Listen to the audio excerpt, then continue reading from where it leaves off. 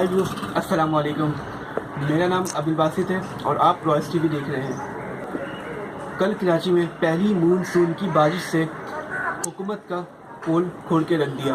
Views, پہلی monsoon بارش سے کافی جانی اور مالی نقصانات کی اطلاعات ہیں۔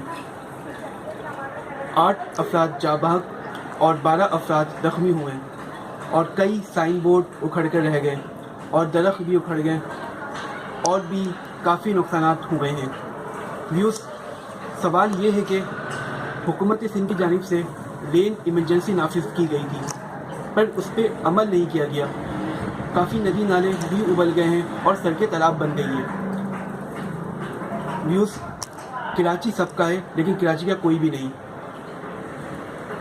ہم اپیل کرتے ہیں گورنمنٹ آف پاکستان سے، پلیز آپ اس بات کا نوٹس لیں اور معاملات کو حل کریں، تاکہ یہ تو پہلی مونسون کی بارش تھی، ابھی تو کئی بارشیں باقی ہیں اور پریڈکشن کی گئی ہے محکمہ موسمیات کی جانب سے کہ اس بار کراچی میں 20% زیادہ بارش ہوگی۔